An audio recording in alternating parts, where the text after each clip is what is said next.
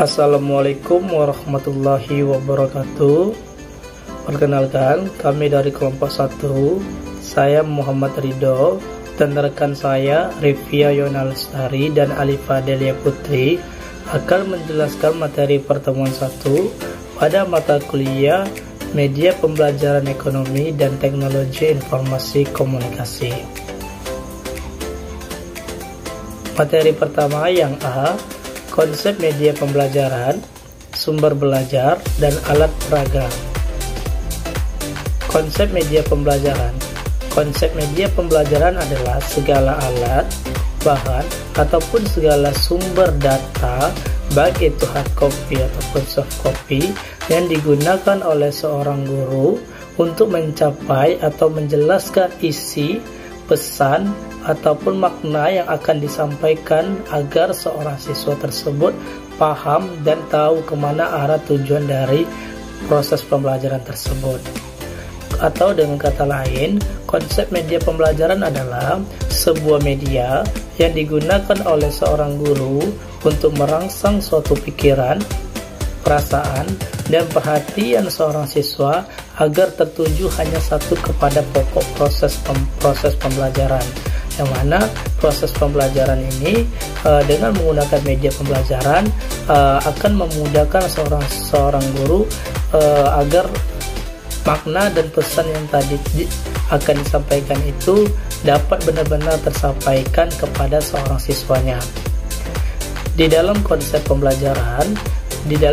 media pembelajaran terdapat berbagai bentuk-bentuk media pembelajaran yang mungkin akan digunakan oleh seorang guru kepada seorang siswanya dengan berbagai situasi dan kondisi tergantung karakteristik dan sifat-sifat dari siswa tersebut.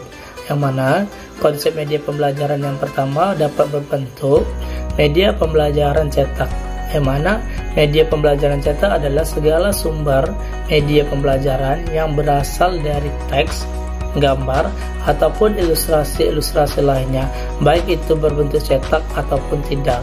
Yang mana biasanya media pembelajaran cetak ini banyak kita jumpai seperti buku pelajaran sekolah, gambar, grafik, ataupun di tengah-tengah masyarakat yang biasa kita jumpai seperti baliho, papan nama, ataupun yang biasa kita jumpai pada saat tengah pandemi ini seperti brosur dan hal-hal lainnya. Yang kedua adalah adanya media audio. Yang namanya saja audio berarti media pembelajaran yang berbasiskan suara atau media pembelajaran yang berbasiskan bunyi-bunyian.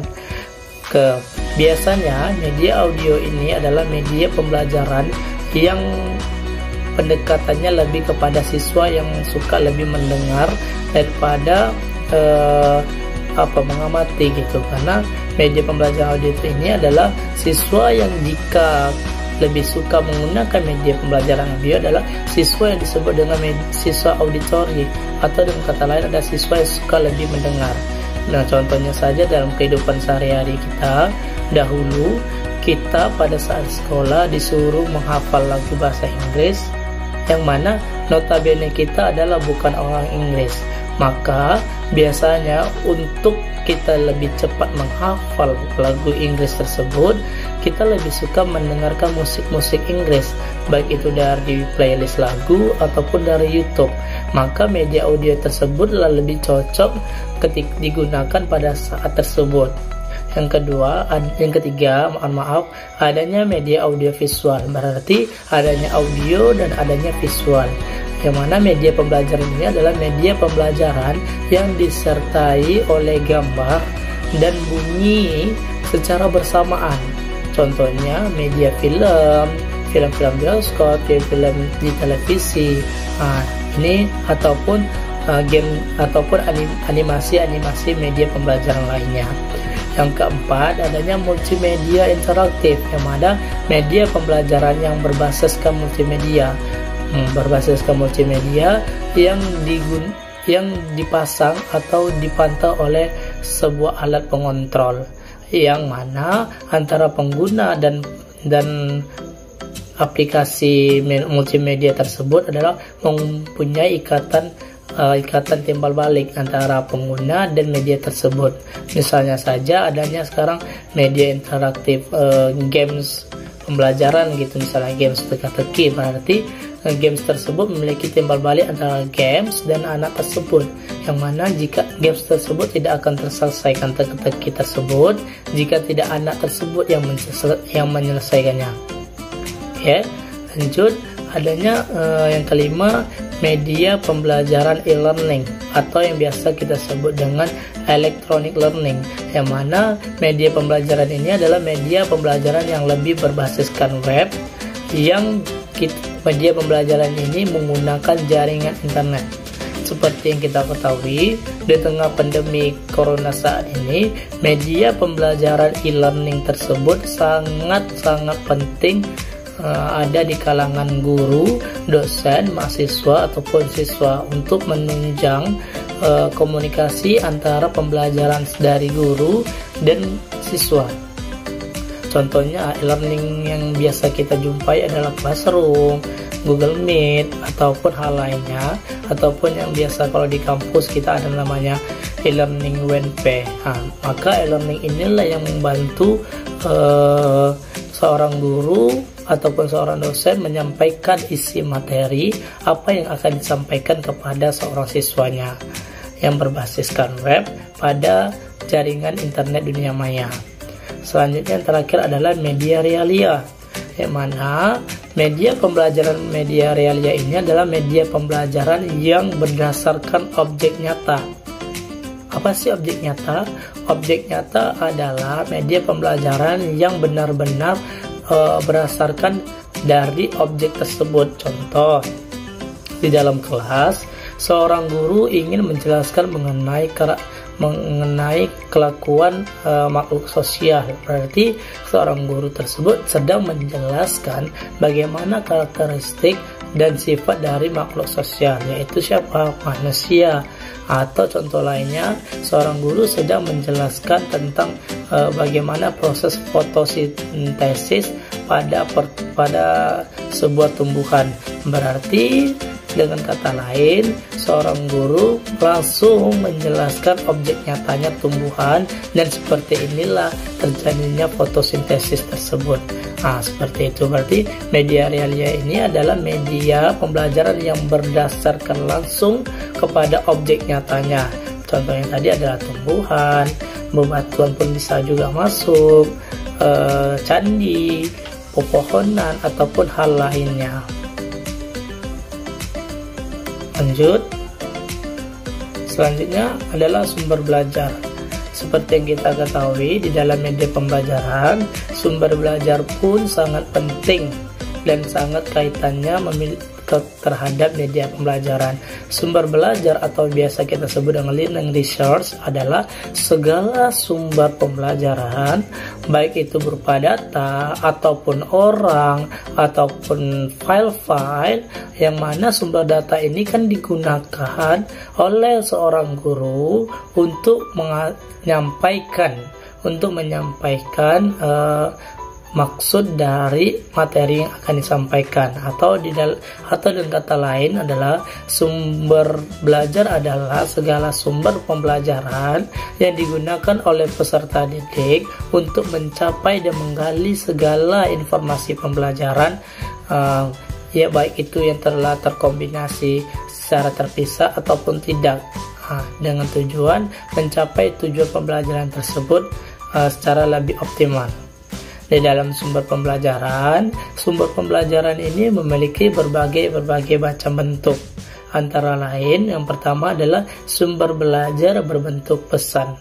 Berarti dengan kata lain adalah sumber belajar yang mana sumber belajar ini seorang siswa ataupun seorang guru dapat menggunakannya dengan lebih baik. Sumber belajar dari pesan ini dapat berupa informasi, dapat berupa dongeng, cerita rakyat, ataupun legenda-legenda yang ada di tengah masyarakat. Yang kedua, adanya sumber belajar dalam berbentuk orang. Berarti sumber belajar yang sumber belajarnya itu langsung dari orang tersebut. bisa jadi guru, bisa jadi peserta didik lain, mahasiswa, tokoh masyarakat, ataupun hal-hal lainnya. Nah, selanjutnya adalah sumber belajar bahan, yang mana sumber belajar bahan ini bisa dapat berbentuk buku, bisa dapat berbentuk film, bisa dapat berbentuk hal-hal lainnya, yang mana sumber belajar ini kan tidak hanya sebagai bahan, tetapi sumber belajar dalam berbentuk bahan ini banyak sekali variasi dan banyak sekali contoh dan model-modelnya. Tidak hanya terpaku kepada sumber belajar dalam berbentuk bahan itu buku teks, bukan hanya seperti itu, tetapi dalam kehidupan nyata pun sumber belajar berbentuk bahan ini juga termasuk kepada sumber belajar. Antara lain adanya candi juga sebagai bahan dalam sumber belajar, masjid, tempat ibadah, pertokoan juga sebagai tempat pembelajaran. Selanjutnya adalah sumber belajar dalam berbentuk alat ataupun perlengkapan, yang mana sumber belajar dalam berbentuk alat atau perlengkapan ini adalah sebagai akses penunjang pembelajaran dari media pembelajaran tersebut. Alat atau perlengkapan tersebut kan bisa saja seperti infokus, bisa saja seperti papan tulis, bisa saja seperti hal lainnya, perangkat keras komputer, perangkat keras komputer, perangkat lunak komputer. Itu merupakan juga sebagai sumber bentuk belajar dari segi alat ataupun perlengkapan. Selanjutnya adalah sumber belajar dari bentuk pendekatan, yang mana berarti kalau pendekatan itu berarti kita telah mempelajari tentang metode ataupun teknik, yang mana sumber belajar dalam bentuk pendekatan ini tidak hanya sumber belajar yang hanya terpaku yang biasa kita tahu monotonnya di sekolah-sekolah itu sumber belajarnya dengan pendekatan ceramah, yang mana kan tidak seluruh siswa memiliki karakteristik menyukai proses pembelajaran ceramah. Alangkah baiknya berarti sumber pembelajaran dengan pendekatan ini tergantung bagaimana seorang guru menyikapi antara isi materi pembelajaran dan karakteristik siswa, sehingga antara isi dan karakteristik siswa guru dapat mengkombinnya atau mencari titik tengah agar proses pembelajaran dapat terlaksana dengan baik.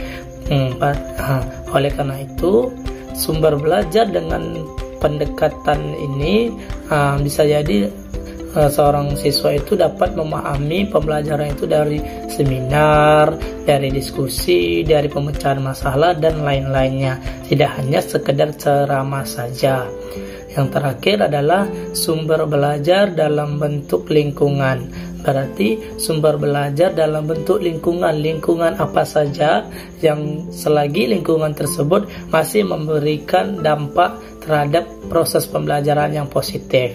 Bisa saja itu lingkungan sekolah, lingkungan rumah tangga, lingkungan permainan, lingkungan masyarakat, dan lingkungan lainnya yang kita sebagai siswa ataupun sebagai mahasiswa dapat mengambil nilai-nilai moral di dalam lingkungan tersebut. Selanjutnya, alat peraga. Alat peraga adalah sebuah alat yang dapat menunjang keefektifan dan keefisienan dalam proses pembelajaran, atau dengan kata lain adalah alat peraga ini adalah alat sebagai penunjang dari sumber pembelajaran tadi, yang mana alat peraga ini memiliki kaitan yang sangat erat dengan sumber pembelajaran. Kenapa saya bilang seperti itu? Karena contohnya seperti ini. Di dalam pembelajaran, seorang guru biologi misalnya akan menjelaskan mengenai anatomi tubuh seorang manusia. Berarti otomatis seorang guru akan menjelaskan terlebih dahulu dari sumber belajar. Sumber belajar tersebut dapat berbentuk buku teks ataupun video, sehingga ketika guru menjelaskan tersebut, tidak seluruh siswa akan paham dengan menggunakan metode tersebut, metode ceramah, metode membacakan dari buku atau mempresentasikan lewat video. Tidak seluruh siswa yang akan paham seperti itu.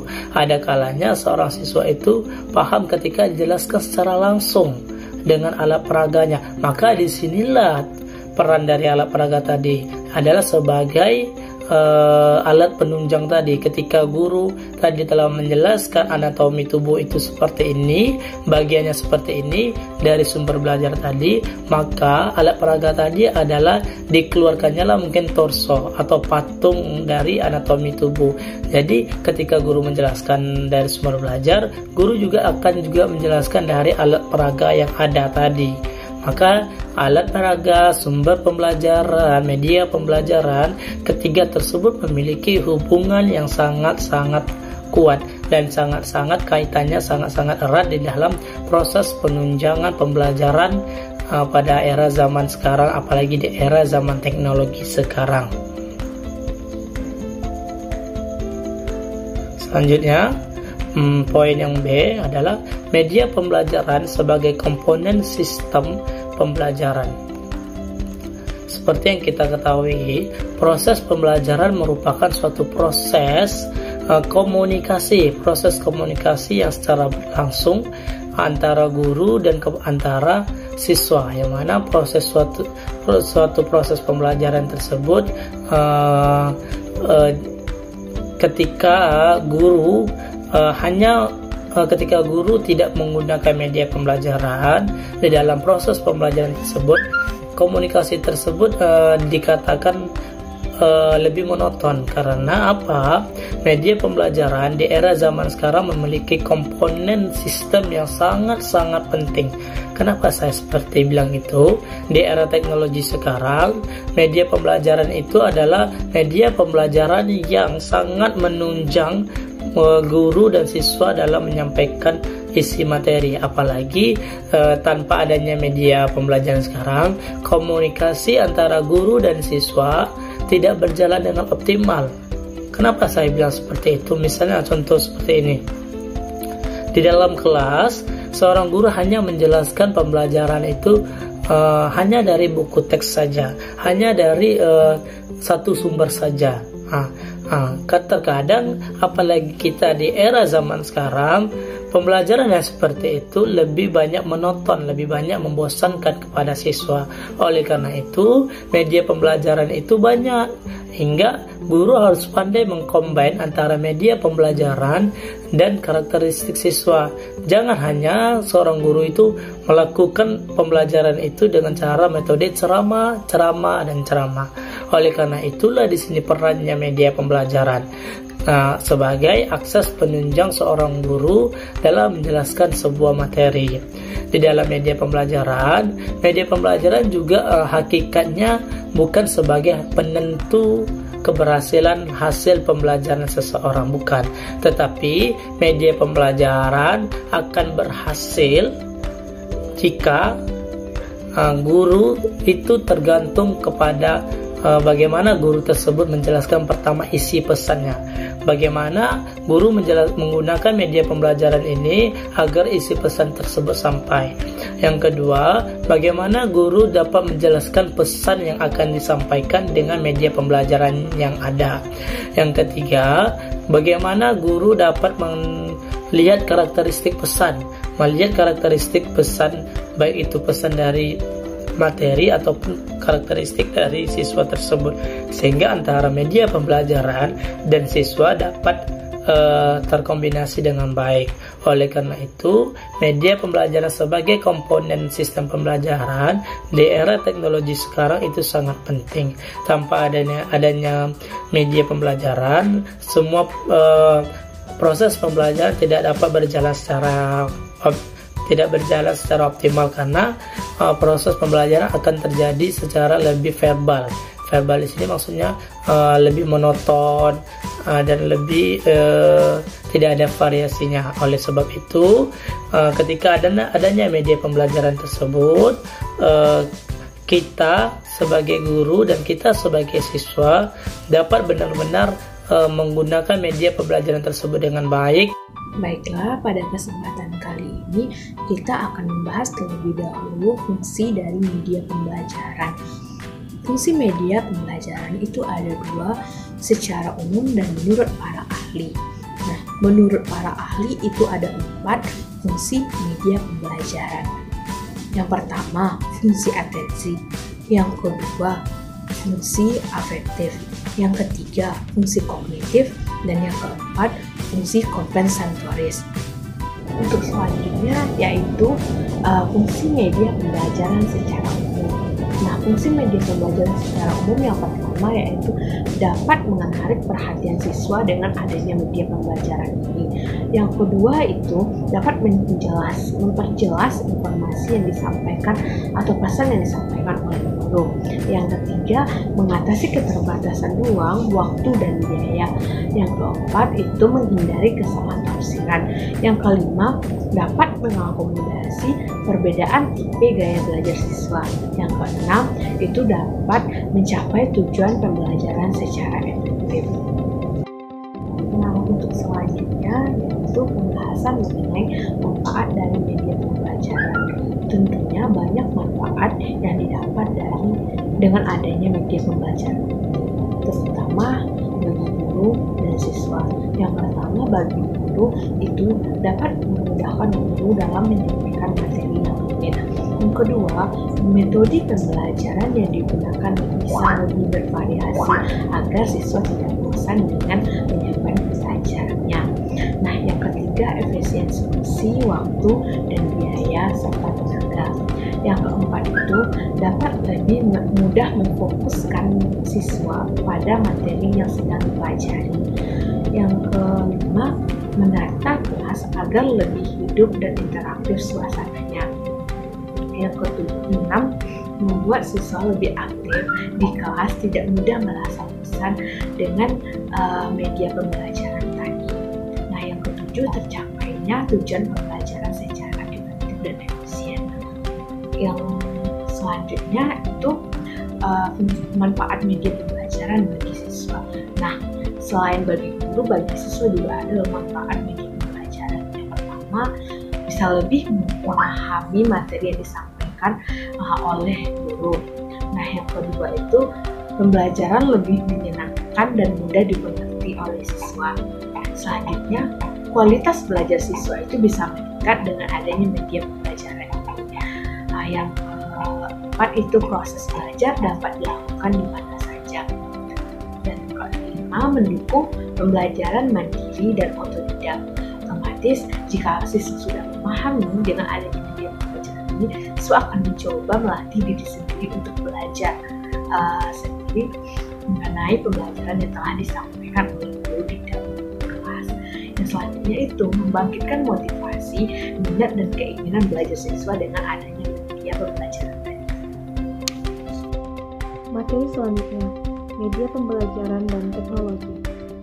Dari segi perkembangan teknologi, media pembelajaran dapat dibedakan menjadi dua kategori.